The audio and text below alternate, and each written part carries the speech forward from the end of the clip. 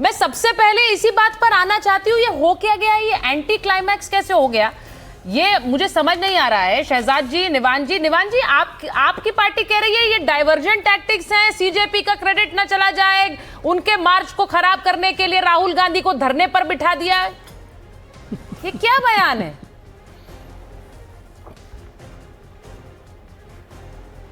देखिए मैं उनका जो उन्होंने कहना चाहते हैं वो ये है कि आज पूरे देश भर से युवा जो है वो जंतर मंतर पे इकट्ठा है।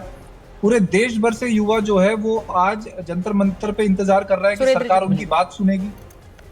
और राहुल गांधी जी को क्या युवाओं के पास नहीं जाना चाहिए? क्या राहुल गांधी जी को वहां, अगर वो वहां प्रदर्शन में चले जाए बच्चों के पास, जो बच्चे पूरे देश से आए हुए हैं, तो राहुल गांधी के सेहत पे क्या असर पड़ेगा? आप जो है 2.5 लाख बच्चे जो है देश भर से दिल्ली में आए हुए हैं, और वो अगर संसद की तरफ मार्च करते हैं तो उनपे लाठियां बरसाई जाती हैं, उनपे आंसू गैस के गोले बरसाए जाते हैं, और राहुल गांधी टहलते हुए प्रधानमंत्री जी के घर के बाहर तक पहुंच जाते हैं, कोई रोकने वाला नहीं है। आप सोचिए ना, देश में किसके मुद्दे उठाए जा रहे हैं? युवा के। नहीं, तो आप कह रहे हैं बीजेपी ने राहुल गांधी को पीएम आवास के बाहर बैठने दिया और बिठा दिया, यही कह रहे हैं आप? देखिए, मैं ये कह रहा हूं कि मान लीजिए कल को कोई और नेता जाके होम मिनिस्टर के घर के बाहर बैठ जाए, कोई और नेता जाके कहीं और बैठ जाए, तो कैसे एक ज्वाइंट प्रोटेस्ट हो पाएगा? युवाओं की बात कैसे उठ पाएगी? जहां पर युवा बैठा है आप वहां जाइए ना, कौन रोक रहा? हम स्वागत करेंगे आपका। आप जो है, आप इतनी छोटी सोच से चलते हैं कि आप जो प्रोटेस्ट है उसको आम आदमी पार्टी वर्सेस नहीं, छोटी सोच किसकी है? कांग्रेस की छोटी सोच है, राहुल गांधी की छोटी सोच है कि वो अपना धरना अलग दे रहे हैं और छात्रों के साथ नहीं जा रहे हैं, ये कह रहे हैं आप?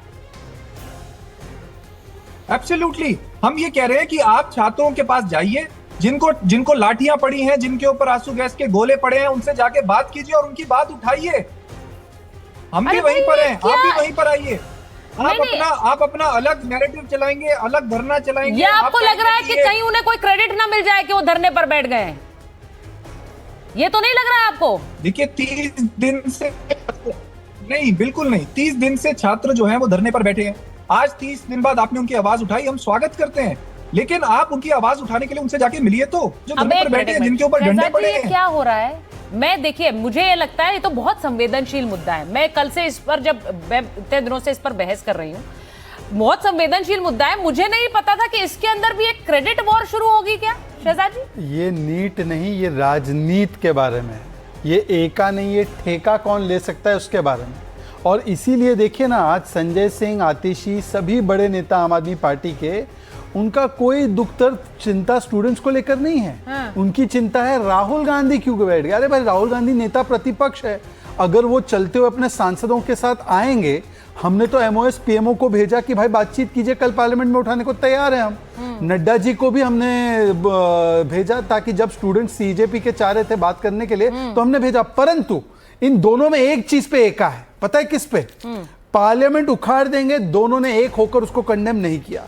मोदी को पीटेंगे, नेपाल बना देंगे, एक आध मर जाए तो ठीक रहेगा, स्टोन पेल्टिंग करेंगे कॉप्स की, और किस प्रकार से जर्नलिस्ट को गाली बकेंगे, 370 लागू करेंगे, उमर खालिद को रिहा करेंगे, ये सारे विषय जब आ गए तब इन दोनों ने मिलकर चुप्पी साध ली।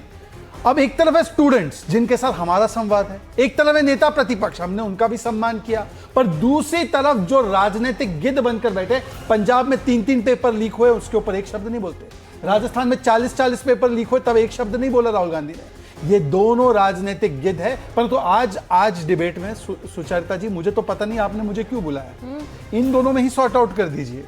ये इन दोनों में, मैं आपको एक ट्वीट पढ़ के सुनाना चाहता हूं। राहुल गांधी पे लिखा है, this is amazing, CJP and Sonam Wangchuk 1 month protest at Jantar Mantar. Rahul Gandhi is now going and Modi government starts dialogue. क्या जुगलबंदी है? अरे चलिए हमको गाली दीजिए निव्यान जी, आप तो राहुल गांधी को भी नहीं भरोसा करते। अरे भाई साहब, ये तो मैंने कभी सोचा भी नहीं था। नहीं, कल तक तो इनका अलायंस था। नहीं, वो अलायंस तो छोड़ दीजिए, मैं सुरेंद्र जी आपको ला रही हूँ चर्चा में। निवान शर्मा अभी कह रहे हैं कि बहुत छोटी सोच है कांग्रेस पार्टी और राहुल गांधी की कि उन्होंने जाकर अलग धरना शुरू कर दिया है। अगर आपको साथ देना था तो छात्रों के साथ सीजेपी के प्रोटेस्ट किया, जंतर मंतर पर आते, आप नहीं आए क्योंकि आप अपना नैरेटिव और अपना धरना चलाना चाहते। सुचारिता जी नमस्कार, और बाकी सारे को पैनलिस्टों को भी नमस्कार। देखिए, ये न्याय की लड़ाई है और इस न्याय की लड़ाई में ये विकेंद्रीकृत लड़ाई होगी। हमें फिजूल के मुद्दों पर नहीं जाना है, हमें छात्रों के मुद्दों पर रहना है। हम तो अभी तो आज ये 2 जगह पे धरना हुआ है, कल 100 जगह पे धरना होगा, कल हो सकता है 600 जगह पर धरना हो।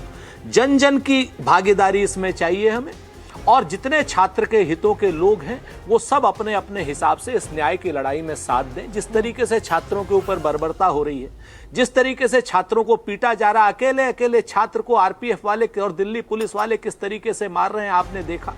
और जिस तरीके से और वो बच्चे मांग क्या रहे हैं, अपना भविष्य सुरक्षित मांग रहे हैं, और भारतीय जनता पार्टी उनके भविष्य को पूरी तरीके से बर्बाद करने पर तुली हुई है।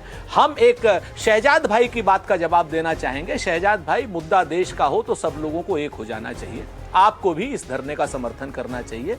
एक बात मैं आपको खाली कह दूं, हम इस देश को जिम्मेवारी से कहते हैं।